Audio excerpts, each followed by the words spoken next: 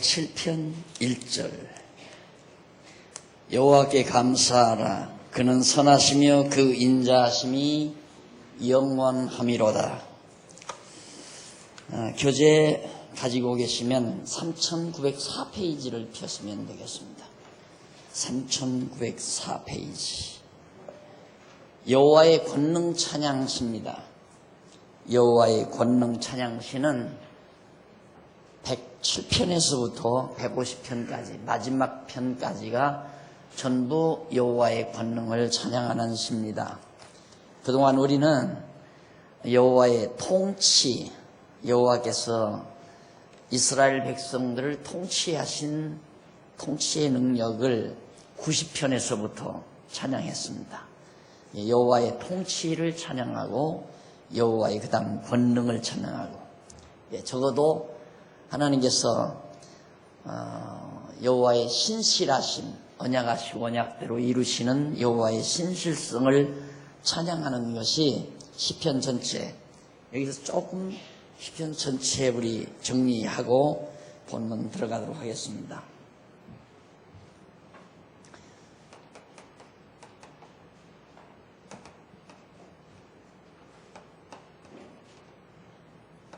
신실성 찬양이, 여호와의 신실성, 그러니까 신실성이란 반드시 언약을 이루시는 하나님의 속성을 요약한 말입니다. 하나님은 신실하신 속성을 가지고 계시다. 한문으로는 이제 믿을 신자고 열매 실자죠. 신실성, 실제로 믿을 만한 속성이다. 하나님의 신실성에 대한 찬양이 시편 전체 내용인데, 그럼 그 신실성을 찬양하려면 첫째 뭘 찬양해야 하는가? 제1절에서는 언약시,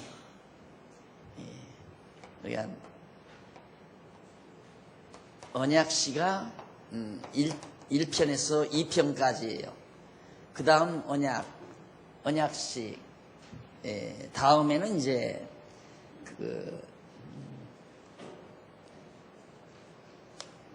두 번째가 언약에 대한 성취 간구.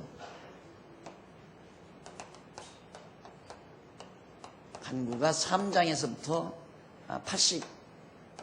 89편까지, 3편에서부터 89편까지가 언약하신 말씀대로 이루어 주십시오라고 성취해 주기를 간구하는 시가 3편에서부터 89편까지.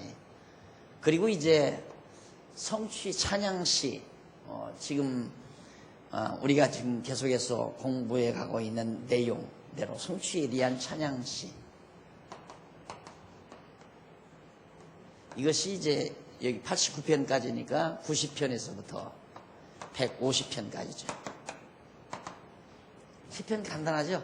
하나님이 언약하시니까 언약 백성들은 언약대로 이루어 주세요 하고 간구하고, 간구한 대로 이루어 주신 것에 대해서 찬양하는 내용으로 시편 150편이 전부 다 그렇게 구조화되어 있습니다. 그러니까 저게 놀라운 거라고 그랬죠. 우리 눈에 이렇게 시편이 보였다는 것이 놀라운 거죠.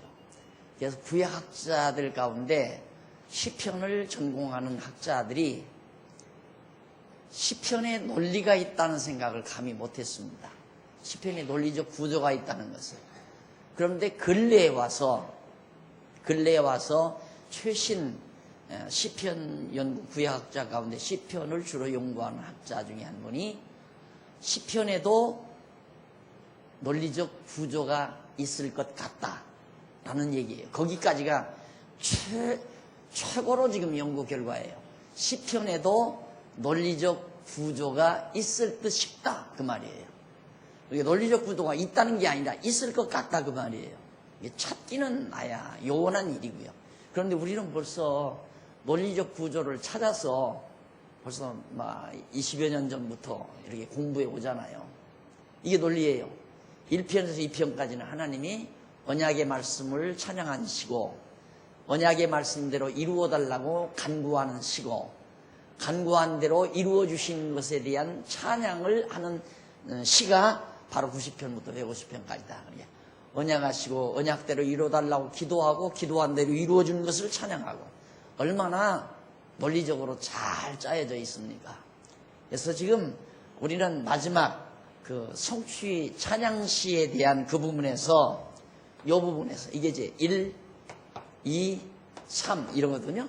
근데 이 3번 중에서 지금 우리는 3절이죠. 1절, 3절 가운데 지금 우리가 공부하는 바의 여호와의 통치 찬양시.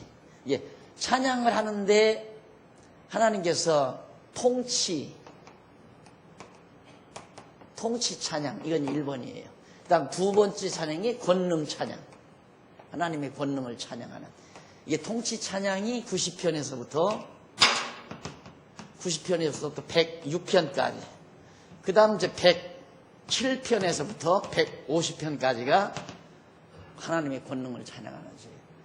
시편이 그냥 단눈에 들어오잖아요. 150편이라고 하는 방대한 내용.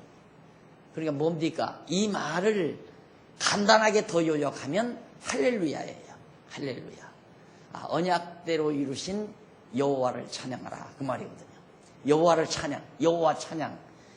이 구도를 더 요약하면 여호와 찬양, 즉 할렐루야, 이걸로 간단하게 요약이 됩니다. 그러니까 무엇을 하나님께 찬양해야 되나, 무엇을 우리들이 하나님을 찬양하는 것은 언약대로 이루어 주신 여호와를 찬양하는 것. 그래서 우리 이 찬송가도요, 지금 현재 부르는 이 찬송가도 찬송 아닌 찬송이 부지기수예요. 찬송 아닌 찬송이. 이게 찬송이란 기독교가, 우리 기독교 그리스도인들이 불러야 될 찬양은 여호와 찬양이에요. 언약을 이루신 여호와 찬양. 이게 구약 시편 아니에요. 그러니까 시편 내용 그대로를 우리는 곡을 붙여 노래하면 아주 정확하고 순수한 찬양이 됩니다. 정확하고 순수한 찬양. 그런데 이 현재 우리가 보는 이 찬송가에는 그냥 자기의 신앙 고백을 말하는 경우도 있고, 무슨 전도에 대해서, 또 열심에 대해서, 봉사에 대해서 이렇게 노래하는, 찬송하는 내용들이 있는데, 찬송으로서는 부적격한, 우리의 찬송의 대상은 흔들리면 안 돼요. 우리의 찬송의 대상은 언약을 이루신 여호와예요. 여호와만이 찬양해야 그것이 진짜 우리 그리스도인의 찬양이란 말입니다.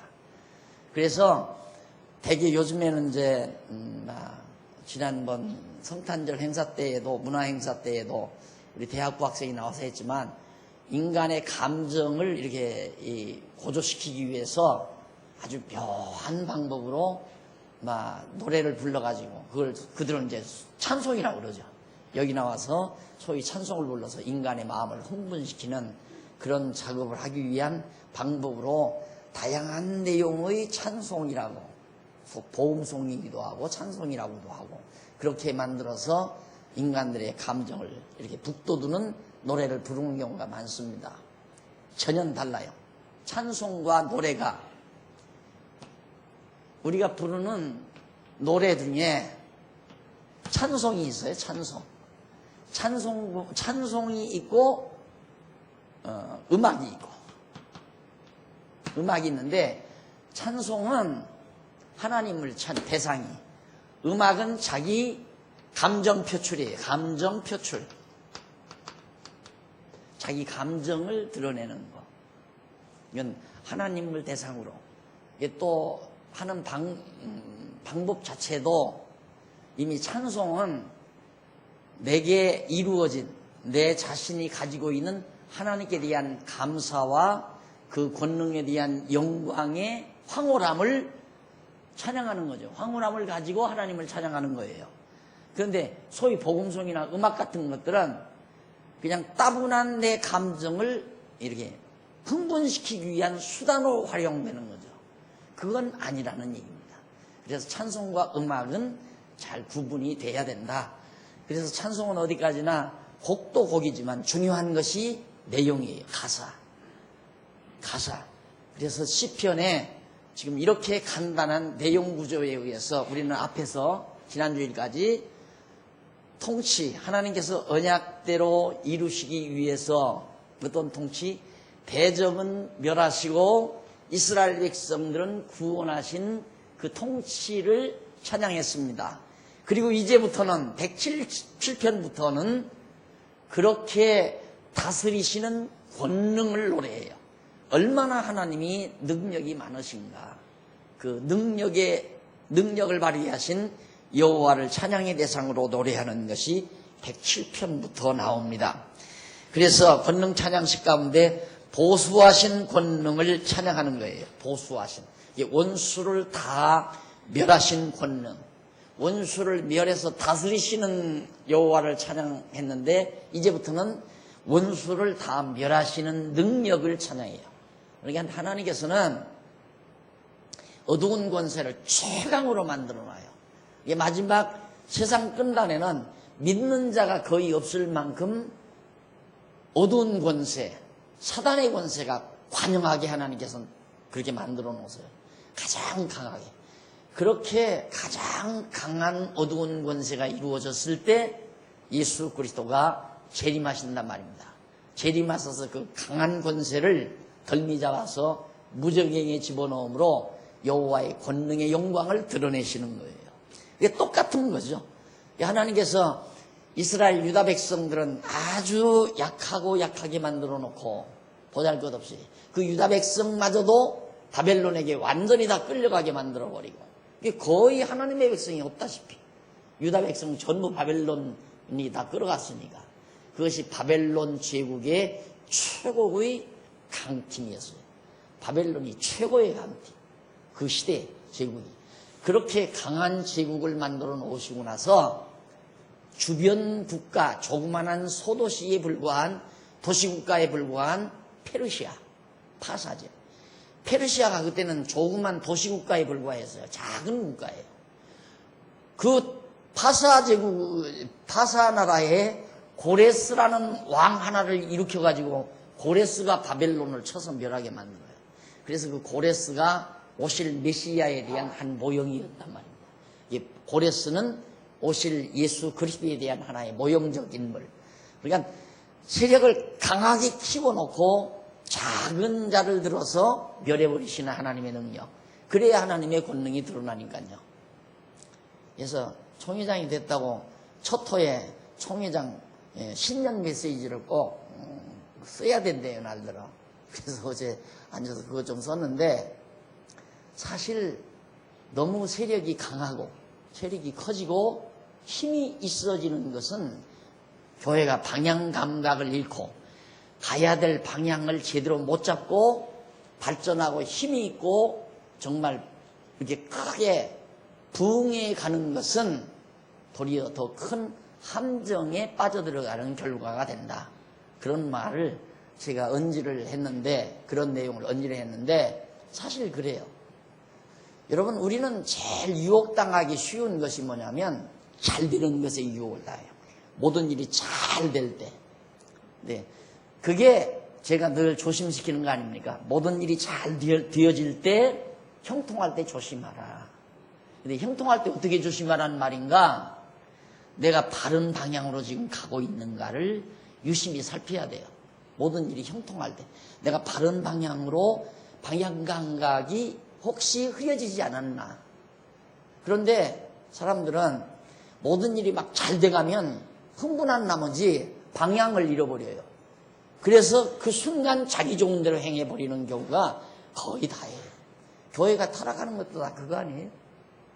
어려울 때는 오직 진리, 보수, 오직 하나님의 말씀 그럽니다.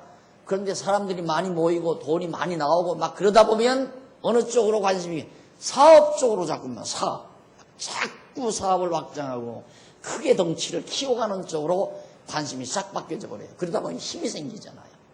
그게 성공이라고 생각하고 그것이 잘 되는 일로 착각하지만 그것이 교회 타락의 기본 요소다. 그래서 제가 교회는 사람이 너무 많이 모이고 돈이 너무 많아지면 반드시 타락한다. 로마 교회가 타락한 이유도 그거예요. 근데 우리는 그렇게 생각 안 하잖아요. 교회는 돈이 많아야 된다. 사람도 많이 모이고 돈도 많아야 된다. 물론 방향이 흔들림 없이 뚜렷한 방향, 코스를 향해서 진격해가는 과정에서 돈과 협력자는 매우 소중한 거죠. 그런데 그렇게 가다가도 돈이 모이고 사람이 모이고 돈이 모이고 인기가 폭발하고 정말 호화찬란해지면 거기에 취해버리고 만다고 말이에요. 그래서 다 곁길로 빠져가는 이유가 거기 있습니다. 그래 하나님께서는 그처럼 바른 방향으로 가게 하시기 위해서 하나님은 우리를 이렇게도 섭리하시고 저렇게도 섭리하시고 때로는 곤고한 날도 주고 때로는 형통한 날도 주고 그래서 곤고한 날이 딱 왔을 때는 깊이 생각하라고 그러잖아요.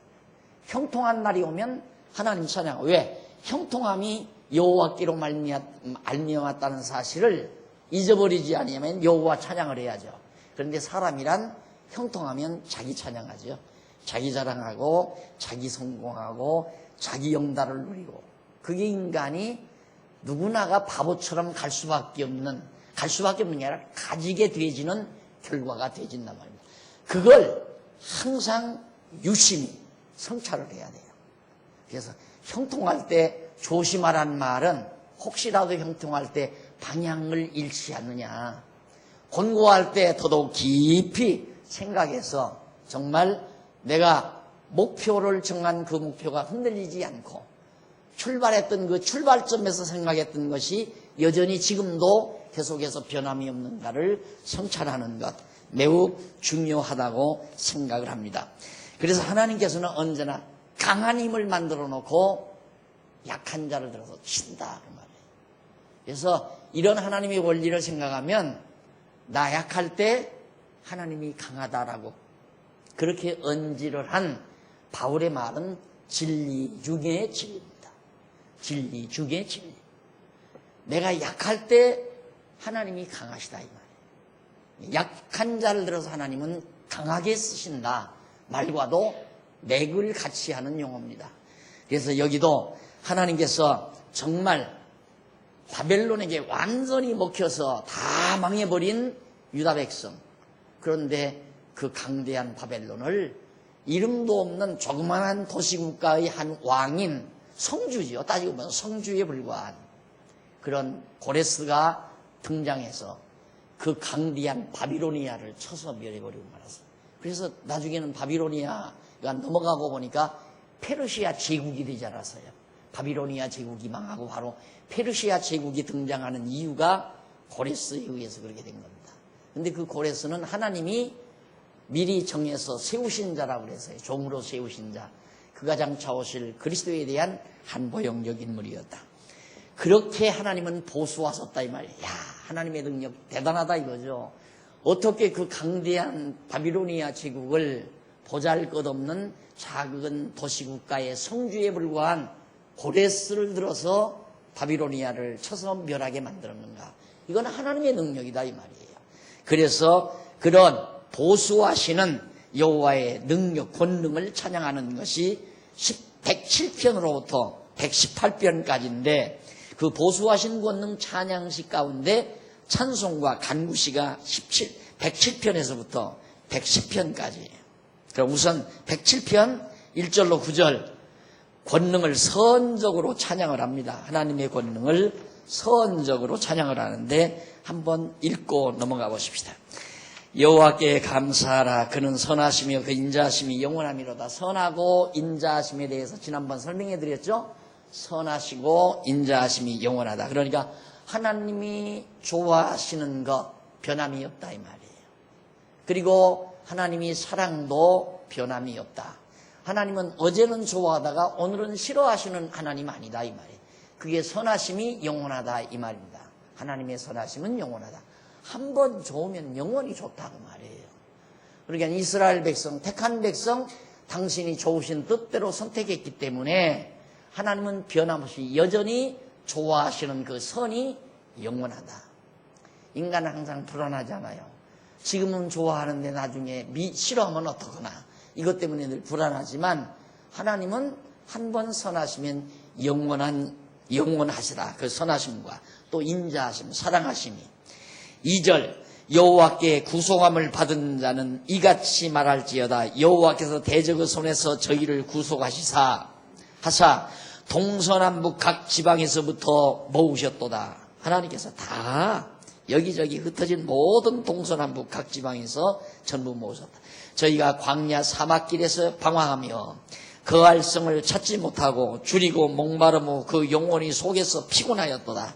이에 저희가 그 근심 중에 여호와께 부르짖으며 그 고통에서 건지시고 또 바른 길로 인도하여 거할 성에 이르게 하셨도다.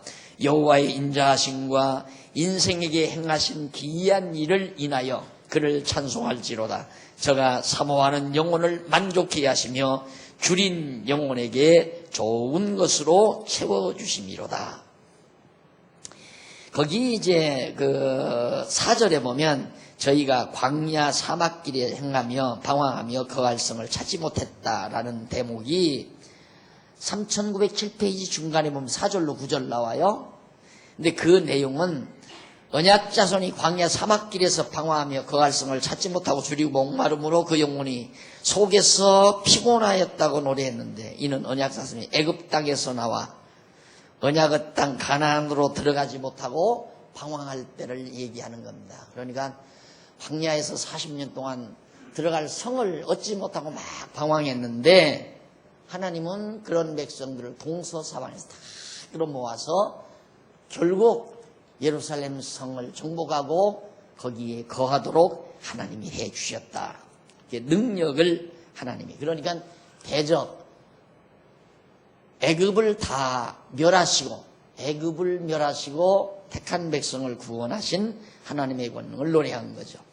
그리고 10절로 22절에 보면 부르짖음을 듣고 구원하신 여호와를 찬양하는 것. 애굽에서 이스라엘 백성들이 막 고통스러우니까 아우성 쳤잖아요. 하나님 날 살려달라고 부르짖은 게 아니에요.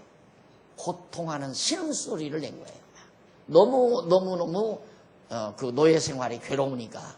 그런데 하나님은 그 소리를 하나님은 들으셨다 이 말입니다. 그러니까 하나님의 백성은 억울해서 탄식하거나 정말 억울해서 탄식하는 소리, 또 정말 한맺힌 말, 한맺힌 그 하소연, 이런 것들이 다 하나님께 그냥 그대로 기도처럼 들리는 거예요. 하나님의 백성, 하나님 날 살려주세요 그렇게 안 해도, 그래서 하나님의 백성은 억울하게만 안 돼요. 하나님의 택한 백성을 억울하게 한다거나 서운하게 한다거나 마음을 괴롭힌다거나, 이것은 그의 마음이 하나님 앞에 상달되게 하는 결과가 되는 거죠. 이스라엘 백성 하나님께서 그렇게 애굽 사람으로부터 핍박을 당하고 노예 노릇하면서 정말 한탄하는 소리를 하나님이 들으시고 애굽에서 구원하신 여호와, 언약대로 구원해 주신 여호와를 하라고 권한 내용이 바로 22절까지 소개된 겁니다. 사람이 흑암과 사망의 그늘에 앉으며 곤고와 쇠사슬의 매임은 하나님의 말씀을 거역하며 지존자의 뜻을 멸시함이라. 그러므로 수고로 저희 마음을 낮추셨으니 저희가 엎드러져도 돕는 자가 없었도다. 하나님께서 이스라엘 백성 낮추기 위해서 애굽의 노예 생활을 하게만, 이에 저희가 그 근심 중에 여호와께 부르짖음에 그 고통에서 구원하시되. 거듭 얘기죠.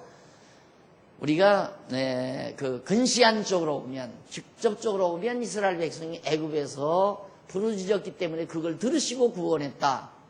1차적인 원인이죠. 1차적인 원인.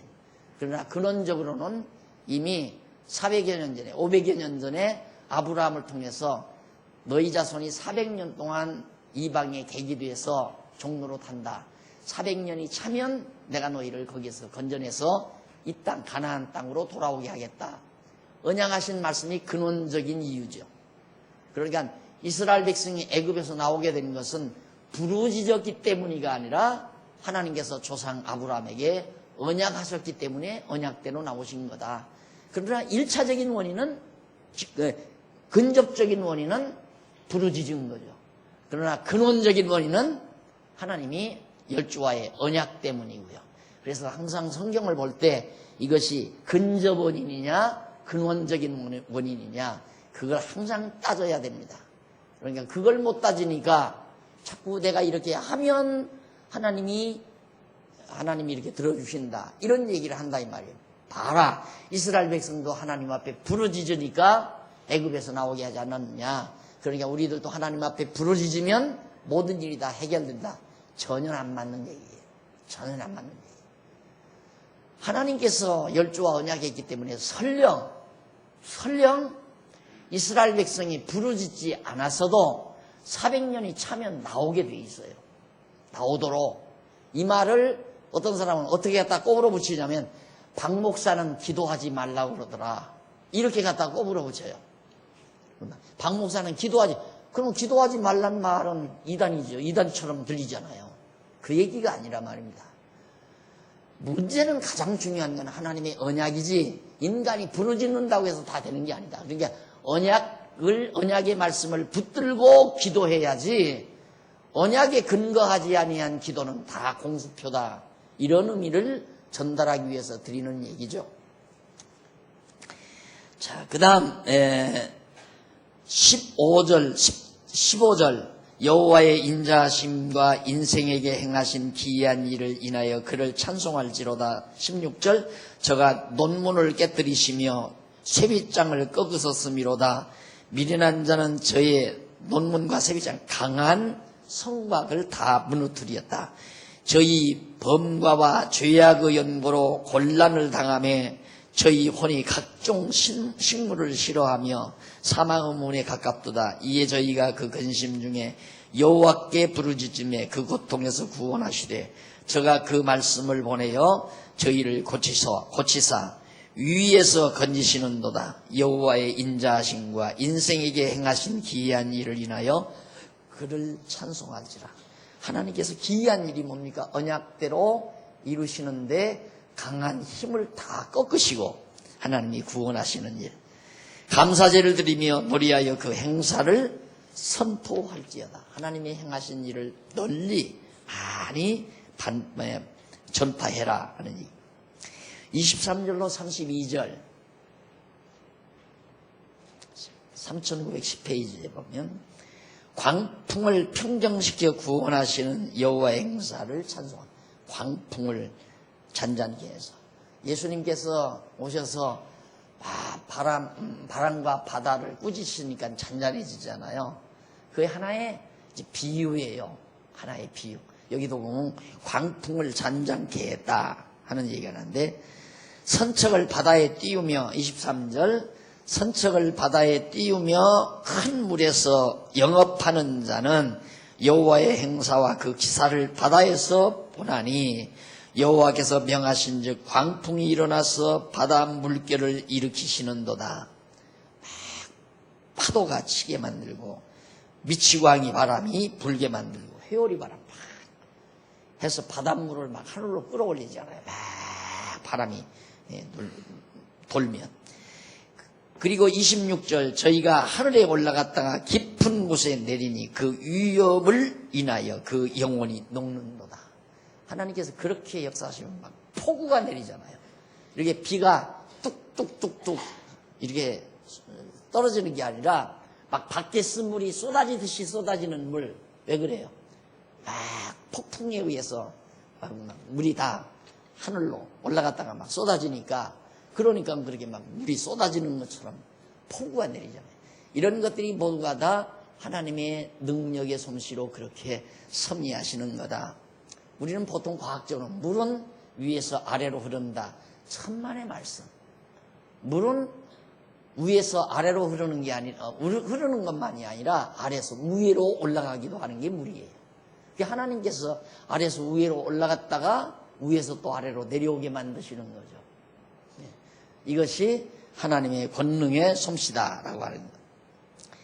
27절 저희가 이리저리 구르며 취한 자같이 비틀거리니 지각이 혼돈하도다. 이러면서 이에 저희가 28절 이에 저희가 그 근심 중에 여호와께 부르짖음에 그 고통에서 인도하여 내시고 광풍을 평정히 하사 물결로 잔잔케 하시는도다. 저희가 평온함을 인하여 기뻐하는 중에 여호와께서 저희를 소원의 항구로 인도하시는도다. 여호와의 인자하심과 인생에게 행하신 기이한 일을 인하여 그를 찬송할지로다. 백성의 회의에서 저를 높이며 장로들의 자리에서 저를 찬송할지로다. 백성들이 모이면 하나님만 높이고 여호와만 높이고 그 기이한 일을 행하신 전능하신 여호와 하나님만 높이라. 그런데 사람들은 모이면 누군가 하나를 높여 놓으려고 하는 거죠. 요즘에 제가 참 대단한 훌륭한 양반들하고 많이 만나는데 사람들이 훌륭하다고 그러대요. 참 훌륭한 분들이라고 그러는데 보면 다 기적이에요. 전부 다 어디 가든지 기적이. 그런데 진짜 여호와 하나님을 알면 기적이 하면 안 되죠. 여호와만 높으신 분이고 우리는 다 하나님의 백성들이고 받은 바 은사만 다를 뿐이죠. 혹시 여러분들 내가 이 자리에 서서 늘 가르치니까 장안종강교회에서 내가 제일 높은 사람이다라고 그렇게 알고 있는 분은 상당히 공부를 잘못하신 분입니다. 나는 은사 실현에 불과한 거예요. 하나님께서 나에게 가르치는 은사를 줬으니까 가르치기 위해서 제일 편리한 장소에 나와 가르치는 것뿐이지 여기는 높은 사람만 서는 그런 곳이 아니다라는 거 내가 누누이 말씀을 드립니다. 그걸 여러분들에게 보여드리려고 누구나 여기 나와서 하잖아요. 누구나가 다. 어느 교회 가면 절대 장로님들 쓰는 강단 따로 있다니까요. 아래다 세우는 교회도 있고요. 장로님들은 이쪽에 세우고 목사 강단은 이쪽에다 하는데 목사가 쓰는 강단은 훨씬 좋은 거예요. 장로님들이 사회하거나 기도하는 강단은 조금 나쁜 걸로 하고 다 차등이 있습니다. 이제 통합측 교회 가면 거의 다 그렇게 돼 있고요. 합동측 보수측 교회는 이렇게 강단을 하나만 놓는데 그 대신 크게 놓쳐 막 그냥 무람하게. 그리고 여기는 오직 제사장만 올라오는 곳이다. 더 나쁜 사람들이에요. 통합측보다. 통합측은 그냥 인간들끼리 서로 키재기하는 것에 불과한데 이 보수측은 나만 하나님의 정권대사다 얘네가. 그러니까 막 강대상을 크게 막 국회의장 그거보다 더 크게 이제 그런 데서 배우는 거예요. 제발 우리 대한민국 국회 사당 사회단이죠. 그러니까 회장단 그거 좀 요만한 거 조그만 건 놨으면 쓰겠어요. 네. 그거 많이 놓으니까 싸우는데도 참 불편하잖아요.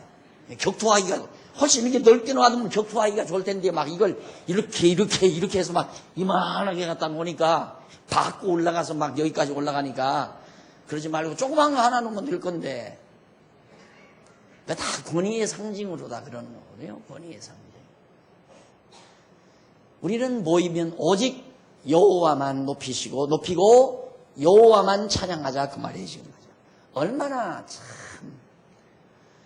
그 시대의 신학자 하나님을 안 이 다윗의 노래죠. 다윗이 하나님을 노래하는 게 다윗은 왕 아니에요. 이때 다윗 왕정 시대의 왕이라고 하는 것은 보통 이게 이제 추장에서 족장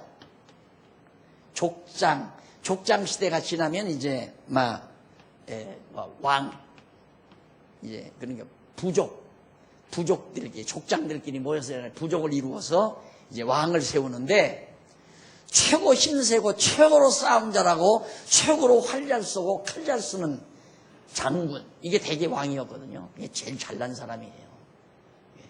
그런 시대에 다윗이 왕이 됐는데 이런 노래를 불러요.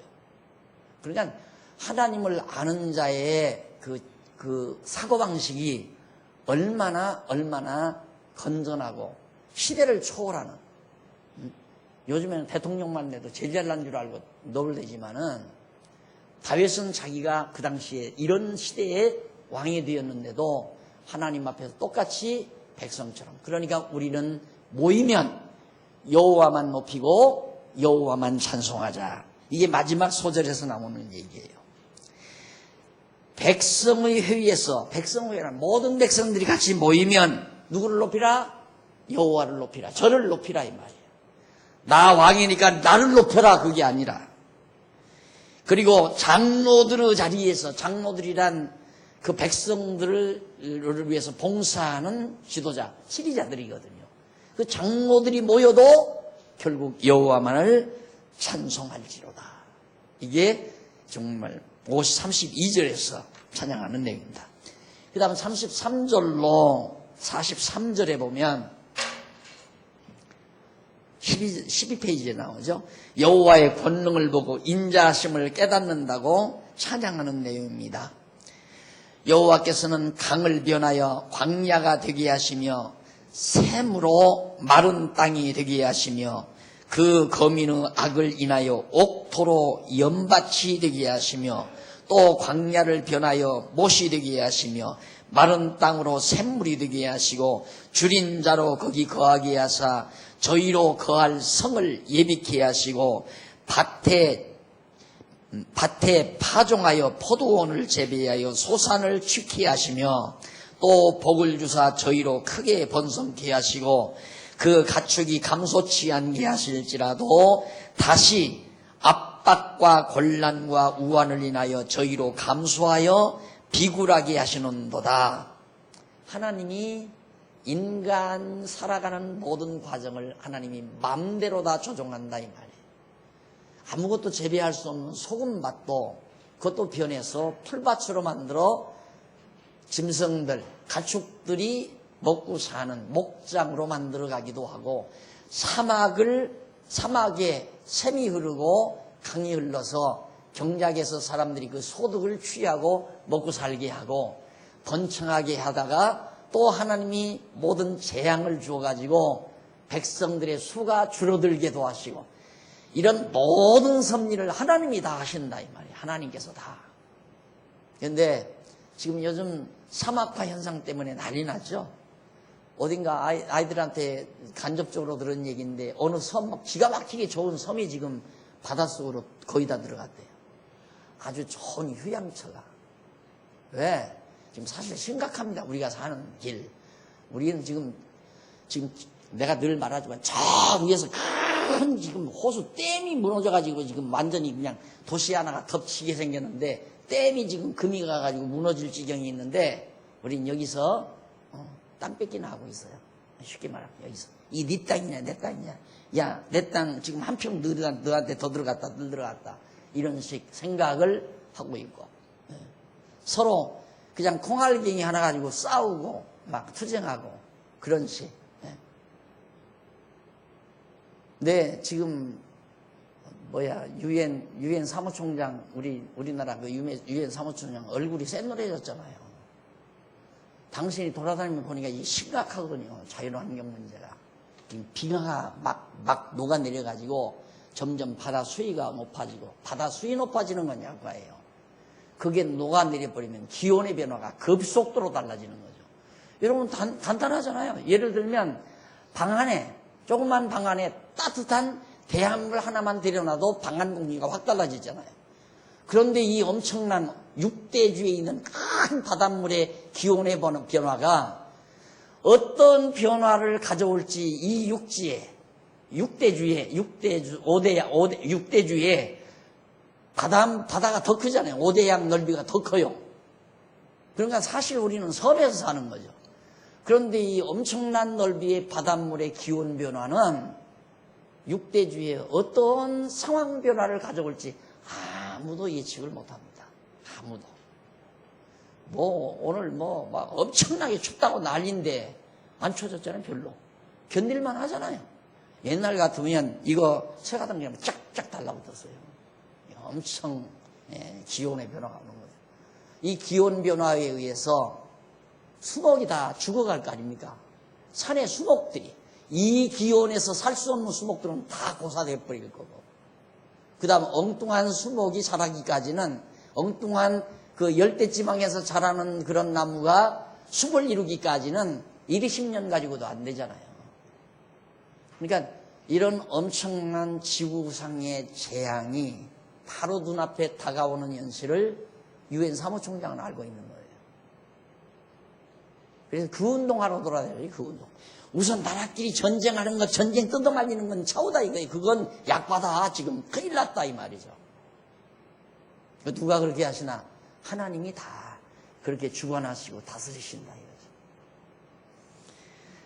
자, 그러면서 하나님께서 능력으로 그 모든 하나님의 능력을 보고 하나님의 그 인자하심을 나는 깨닫는다. 그걸 찬양하는 내용이 여기 나오는데, 또 복을 주시는 저희로 크게 번성케 하시고 번성하게도 하시고 감소케도 하시고 가축으로 번영케도 하시고 줄어들게도 하고, 그래서 번영한 다음에 또 다시 압박을 주고 곤란과, 거기 39절에 나오죠. 곤란과 우환을 인하여 저희로 감소하여 비굴하게 하시는도다. 40절 여호와께서는 방백들에게 능력을 부으시고 길 없는 황야에서 유리케 하시니. 41절 궁핍한 자는 곤란에서 높이 드시고 그 가족을 양무리 같게 하시나니 정직한 자는 보고 기뻐하며 모든 악인은 자기 입을 봉하리로다. 하나님께서 나약하고 보잘것없는 이스라엘 민족은 확 들어서 높이시고 잘나고 위대하고 대단한 힘이 있는 자들이라고 착각하고 설치던 자들은 하나님께서 전부 다 낮추어 버릴 때에 그들이 입으로 할 말이 없게 되는 거예요. 이 하나님이 하시는 일이다. 그래서 42절 정직한 자는 보고 기뻐하며 모든 악인은 입을 할 말이요. 이제 할 말이. 와, 세상에 이런 일이 있을 수 있을까? 오전에도 말했지만 아주 강대한 나라들 잘났다고 설쳐대야 하나님을 모르면 참 두렵죠. 생각해 보십시오. 중국이 벌써 우리 중국과의 무역 적자가 생겨. 우리는 지금 적자로 돌아가 버렸잖아요. 우리 중국에다가 물건 팔아서 돈 들여와서 우리가 먹고 많이 사는데 거의 무역 대상국으로, 절대 대상국이 중국인데 중국과 무역 적자가 생긴다는 건 심각한 거 아닙니까?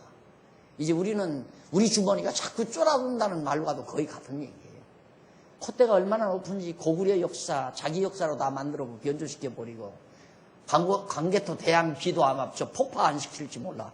난 저거 폭파시키지 못하게 가서 누군가가 지켜야 되는데 쟤네들 하는 짓 보면 10번도 폭파시켜 없애버리거든요.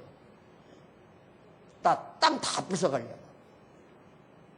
그 바보 같은 김일성 살살 꼬셔가지고 백두산 천지도 반토막은 다 가져가 버렸잖아요.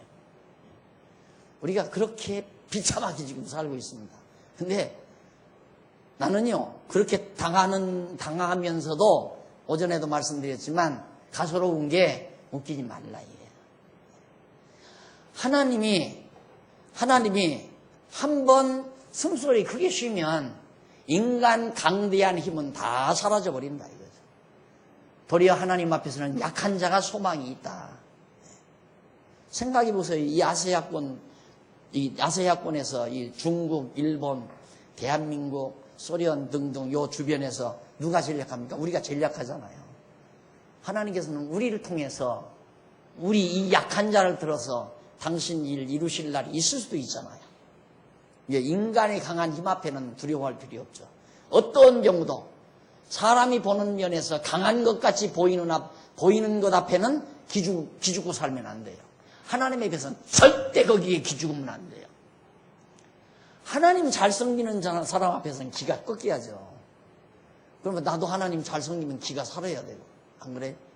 하나님 손에 다 달려있어요. 일본도, 미국도, 소련도, 중국도 다 하나님 손에 대한민국도 하나님 손에 달려있는 거고, 하나님이 이 시대에 어떻게 쓰실 건지 하나님의 계획이 있을 겁니다. 그래서 대한민국에 자리 잡고 있는 이 한국교회를 이런 정도로 그냥 우물우물하다가 끝내실 하나님은 아니잖아요. 뭔가 다음 세대에 할 일이기 때문에 한국교회를 이렇게 잘 컸거나 못 컸거나 간에 어차피 지상교회는 안전한 교회가 없으니까 이 정도라도 키워놓으신 것은 하나님이 다음 세대의 역사를 이끌어가는데 주요하게 쓰실 일이 있기에 준비해 놓으신 걸로 믿고 있는 겁니다.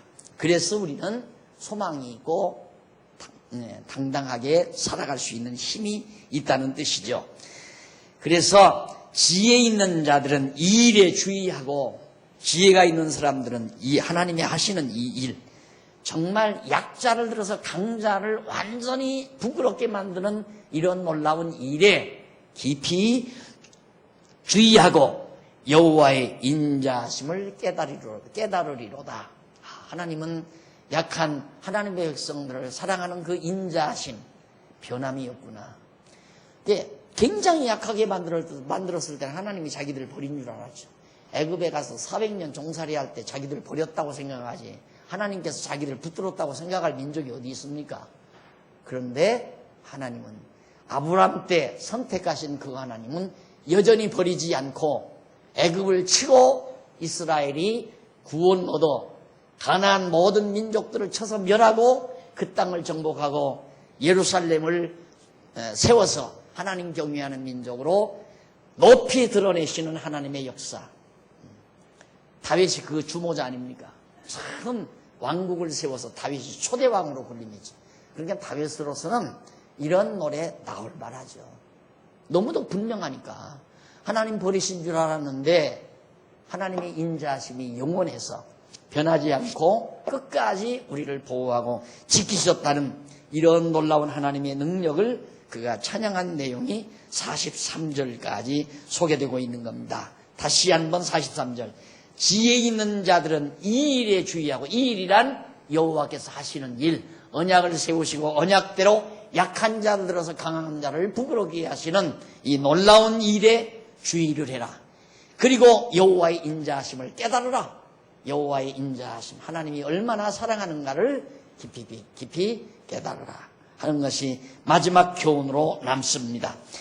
그 다음 시간에 108편 1절로 13절에는 열방을 주관하시는 하나님께 구원해 주기를 간구하는 시를 우리가 한번 같이 감상하도록 약속하고 오늘 강의 여기서 마무리합니다. 기도하십시다. 살아계신 하나님 아버지, 약한 자를 들어서 강한 자를 부끄럽게 하시는 하나님의 섭리는 예나 오늘이나 변함이 없는 것을 저희들이 확신합니다. 하나님 아버지, 우리도 약하지만 내 민족도 약합니다. 이 나라도 약합니다. 강대한 나라들의 틈바구니에서 숨을 제대로 쉴 수 없는 이러한 처절한 상태에 우리가 놓였지만 우리 절망하지 아니하고 기죽지 않고 당당하게 오늘을 버티며 살 수 있는 힘은 만사를 섭리하시는 여호와 하나님, 그 사랑의 영원하심을, 인자하심의 영원하심과 신실하심의 영원하심을 믿기 때문에 그렇게 되는 것으로 저희들은 알고 있습니다. 하나님 아버지여, 여호와를 경외하는 지혜자로서 오늘을 힘있게 살아가는 귀한 성도들 되게 해 주시옵소서. 예수님의 이름으로 기도드립니다. 아멘.